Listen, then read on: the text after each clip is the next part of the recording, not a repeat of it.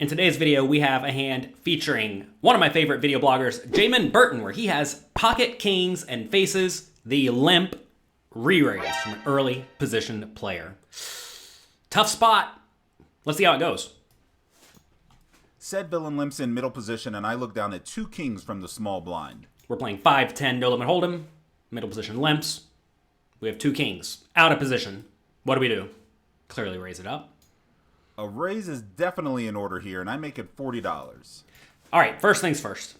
When you're playing live cash games, when most recreational players limp, which is going to be most of the players who do limp, they usually are not planning to fold. They are limping with a hand they want to see the flop with. So, normally, against a limper, you're going to want to make it about 5 times the big blind from out of position, because you're out of position. But because we're playing live no limit hold'em, and the opponent's very likely to have a hand they plan on limping and calling a raise with, I'd make it something like $60 or maybe even $70 here. I know that may sound big. I know that may make you think that the opponent's going to start folding out a lot of their range. In my experience, they're going to call and they're going to see a flop almost every time, which is great. That's exactly what you are going for. When you make it 40 and your opponent has to call 30 more, they actually should call with all of the hands that they are trying to flop well with. The raising bigger also cuts off their implied odds to where they're actually making some sort of mistake by calling. Whereas whenever you make it 40, yeah, they're going to call every time, but they're not really messing up unless they have a really bad hand like, I don't know, 9-6 offsuit or something like that. Anyway, we go to $40. Let's see what happens. Pretty standard. The big blind folds, and now the middle position player 3 bets to $120. Pause right here. What do you put a somewhat tight player on that, we don't really know, but they've been playing pretty tightly? What do we put them on when they limp and then re-raise in this scenario? I want you to take a second and think about this and give me the range that you think the opponent has. And, perhaps add some weights in there. Like maybe you think they have aces 80% of the time and other hands 20%, right? So I want you to take a second and do your best to put your opponent on a range in this scenario. Pause the video and write it in the comment section below. This is an interesting spot because I bet a lot of you in the comment section wrote they have pocket aces, period. But I think that would be very wrong. Why? Because we don't know who the opponent is really. They've been kind of tight. Yeah, they're kind of likely to have aces, but a lot of players in these games will limp re-raise with hands like queens or ace-king or ace-x suited or jack-10 suited because that's just what they think they're supposed to do. Maybe your opponent knows they have a tight image and therefore they're just going to randomly get out of line. Maybe they think you have a loose image and therefore they think you're trying to raise all sorts of junks. They're just going to bloat the pot with their pocket jacks in position. So this is one of these scenarios where I think a lot of people get it in their minds that my opponent has aces and I'm going to be super duper cautious. But in reality, these kings out of position should probably put in the re-raise most of the time and just be okay playing the big pot. I suppose the only time you would not want to do that is when you think your opponent's going to start folding out queens and jacks and tens and ace-king if you re-raise. But if that's the case, we should be bluffing a lot, right? That said, I think calling is fine and re-raising is fine, but this is a spot where be careful to not think you very clearly know what your opponent is doing because quite often you will not. On this guy, like I said, pretty tight. Therefore, this 3-bet probably screams top of range. Top of range, but maybe not the nuts, right? Ace-king suited in jacks plus. Okay. I tank for a bit, going over the merits of the 4-bet versus just calling. I elect to just call here as I really don't want to give him any reason to fold. And if he has aces, so be it. I do like the logic of if he does have aces, I'm going to lose a big pot, right? A lot of players in the spot try to think, well, I want to make sure I don't get stacked against aces because a lot of people are deathly afraid of getting stacked or losing a big pot. But it does look like we are playing kind of deep stacked here. I mean, if we look at Jaman's stack, he's playing $2,200 deep. I'm looking right at it, so or more, right? So this is a tough spot where you have to find some sort of balance. Balance is probably not the right word. But you have to find some sort of balance between getting full value, but also not just putting all your money against aces when your opponent clearly has the nuts. So I don't mind the call, but at the same time, kings are really, really good. And if your opponent is limp re-raising more than exactly aces, you probably want to be getting your money in with the kings. But whatever, we call. I'll just take my medicine the slow way. Flop comes up pretty decent for me, an 8-8-6 rainbow. I actually think about donking here, but again, I don't want him to fold on the rare chance he has ace-king suited or the very unlikely chance he has ace-queen suited. How about ace 5 suited? How about ace 4 suited? How about jack 10 suited, right? Don't forget all of those. Your opponent will show up with those hands every once in a while, assuming they are capable of getting out of line.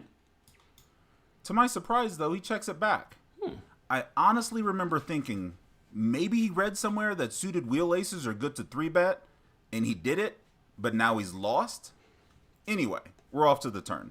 This is a rather weird spot for the opponent to not continuation bet on 8-8-6 because it's really, really, really difficult for Jaman in the small blind to have an 8, right? And if Jaman does have a hand like pocket 9s or 10s or jacks, he's clearly just not folding, right? Maybe the opponent doesn't actually have anything good and they're just trying to give up.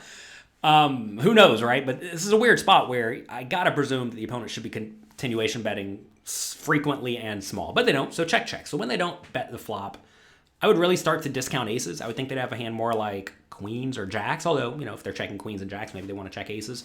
Or, like Jaman said, maybe a hand like ace king or ace queen. Does that make sense? The 9 of spades hits, and still, not a scary board. After his show of weakness on the flop, there's zero chance I'm going to let this get checked through again, and I bet about half pot. Interesting spot on the turn, right? Because if the opponent's range, if we are trying to be really aggressive narrowing it, probably is going to be a lot of ace highs. So if the opponent has ace high, I don't think we mind letting it go check because they have 3 outs, right? Maybe a few more if they have random like ace 5, they can hit a 7, right? So I would have bet the turn, but not because I think the opponent's range is like only ace X, but because I want to get full value from queens, jacks, 10s, random 10-9 suited, ace-9 suited, etc. So this is a spot where I'm not really concerned with getting outdrawn. I'm concerned with missing value. $130. Half pot, He fine. thinks, but doesn't take too long before calling. The river 7 of spades completes the flush and puts a one-liner to a straight out there. But honestly, what straights can he have? This is where I think a lot of people go wrong. They think in the scenario it's impossible for the opponent to have a straight. And I kind of disagree. I think they will randomly show up with ace 10 suited or jack 10 suited or 10-9 suited, right? All these hands make a decent amount of sense. The opponent could just randomly have 9s that went insane pre-flop. He could randomly have 7s that went insane pre-flop. And they could still have aces maybe that they decide to check back on the flop. So I think the play here is to probably check and evaluate. But if you wanted to go for a small value bet, I think it's okay if you think queens and jacks will call you every time. But that's really all we're trying to get called by, right? I got to presume hands like ace 9 will probably fold to a river bet, given Jaman definitely has some 10s in his range. Definitely a weird spot, though, right? It's always a little bit, I can't talk. It's always a little bit tough whenever you're against a limp re-raiser because who knows what the range actually looks like. I think in this spot, I'd probably check and then check call because maybe hands like ace high decide to bluff. But even then, maybe it's just a check fold when backdoor flush comes. Really? I tanked for quite a while on this river, oscillating between checking to check raise and leverage my loose image for some extra value. Ooh, slow down with that. I would definitely not check raise here. When you check raise the river, I gotta presume queens and jacks are gonna fold to a check raise. So what are we trying to get called by? I mean, he said we're going for value, right? I would be surprised if queens or jacks bet the river to begin with, and I would be shocked if they bet and then call a raise. So if we check raise here, I think it would definitely be a bluff to try to get aces to fold, or what, a random straight, try to make a straight make a superhero fold, presuming we have a full house. But no, I think check raising would be really bad. I think either the play is check call or check fold. Or just leading out and trying to realize value right now. Like I said, it's hard to get value here because even if we bet the river, if we go big, I think queens and jacks may even find a fold. And that's primarily what we're trying to get called by, right? So this is a spot where I think the play is to either bet tiny, like $100, or to check. Eventually, I settle on checking with plans on evaluating his river bet sizing. He hems and haws for a while, and then checks it back. I curse at myself for missing river value and expose my pocket kings. There's a pause, and he turns over 10-9 of diamonds for a rivered straight. Interesting. Interesting. Yeah, 10-9. So, well, first things first. The opponent limp re-raised with the 10-9 suited. Did you think the opponent could have any 10-9 suited? I bet a lot of you did not. You probably thought that was literally impossible. But I'm telling you, People will mix it up unless they are just the most legitimate, tight, straightforward player who literally never, ever, ever, ever gets out of line. The thing is, though, is if you have not played with your opponent all that much, you're not going to know that, right? And in order for me to think the opponent has literally aces every time they limp re-raise, I will have needed to see that a few times. I need to think they're just like kind of oblivious and don't care what I'm aware of. And that takes a lot of time to find that. Like not just 2 or 3 or 5 hours, but like days of playing with someone.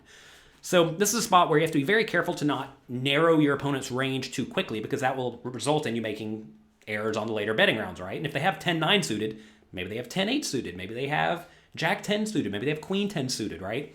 And as they have more of these hands, they just have more straights in their range. Maybe they have 9s and 6s and 8s and 7s, right? Then they have more full houses. So this is a spot where you have to be very, very careful to not narrow your opponent's range too much. Now, on the river, the opponent made a big error. They should have definitely bet for value. But, that's good.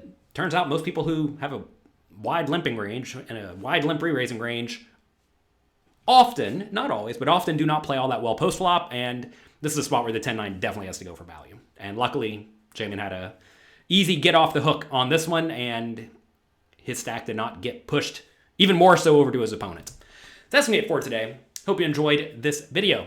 If you did enjoy this video, this type of vlogger content, let me know by clicking the like and subscribe buttons. Also click the notification bell. And if you have any video bloggers who you particularly enjoy, link me to their videos, and I will ask them if they'd like me to review some of their hands. If you want to link me directly to a specific hand, that would be even more beneficial. That way I can say, hey, take a look at this sweet hand. Can I review it? And sometimes they'll say yes. Sometimes they say no. I'm always happy to work with people who want to work with me. So that's going to be it for today. Good luck in your games. Have fun. If your kings happen to be beat, hopefully you don't lose a whole lot of money, just like Jaman did in this scenario.